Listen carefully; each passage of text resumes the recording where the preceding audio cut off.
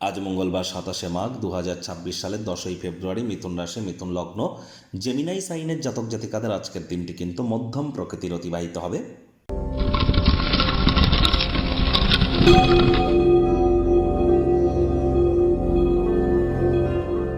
ভিডিওটির শুরুতে স্ক্রিনে আপনারা দেখতে পাচ্ছেন হনুমানজির প্রণাম মন্ত্র।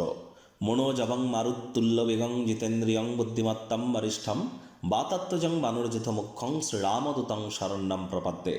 এটি আপনারা সকাল দুপুর সন্ধ্যা 3 বেলা মিলিয়ে 108 বার জপ করুন না যদি পারেন। অত্যন্ত উপকৃত হবেন, এ বিষয়ে কোনো সন্দেহের অবকাশ নেই। কারণ আজ মঙ্গলবার, মঙ্গল গ্রহ বর্তমানে শ্রবণ নক্ষত্রে কিন্তু উচ্চস্থ অবস্থানে আছে মকর রাশিতে। সূর্যের মকর সংক্রান্তিও কিন্তু চলছে। আর এবছর কিন্তু মঙ্গল মন্ত্রী, আর মঙ্গলকে কিন্তু মজবুতি প্রদান করতে গেলে হনুমানজির নাম জপ ধ্যান আরাধনার মতো দুর্দান্ত বিকল্প কিন্তু আর হতেই পারে না। খুব হনুমানজির নাম জপ ধ্যান আরাধনা আপনারা করুন। তবে হ্যাঁ, পারমিশন না নিয়ে হনুমান চালিসা যেন জপ করবেন না। ঈশ্বরকে ছেলে খেলা হিসাবে ধরবেন না। হনুমান চালিসা জপ করতে গেলে প্রকৃত পদ্ধতির নিয়ম জেনে তারপরই কিন্তু আপনারা জপ করবেন। তা না হলে উল্টে কিন্তু হিতে বিপরীত কিন্তু হতে পারে। আজ ব্ল্যাক এবং ব্লু কালারের ড্রেস পরিধান করা থেকে আপনারা বিরত থাকুন। খালি পায়ে মাটির উপরে অন্তত 9 মিনিট হাঁটুন। এটিও কিন্তু আপনাদের মঙ্গলের মজবুতিতে আপনাদেরকে সাহায্য করবে।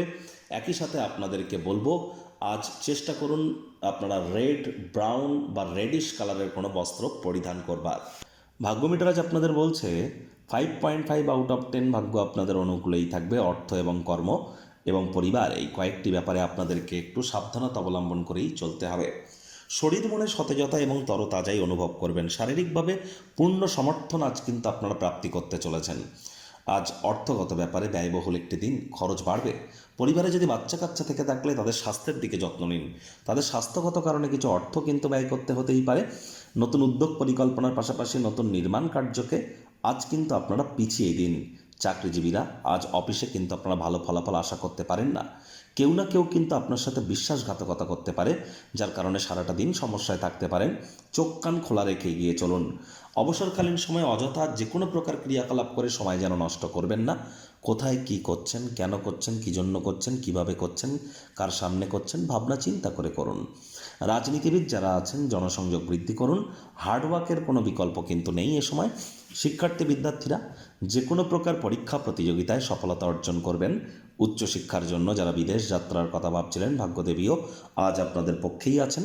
সন্তান সন্ততি থেকে থাকলে তারাও তাদের কৃতিত্বের দ্বারা আপনাদেরকে গর্বিত অনুভব করাবে। হাউস ওয়াইফদের জন্য দিনটি এক প্রকার বেশ।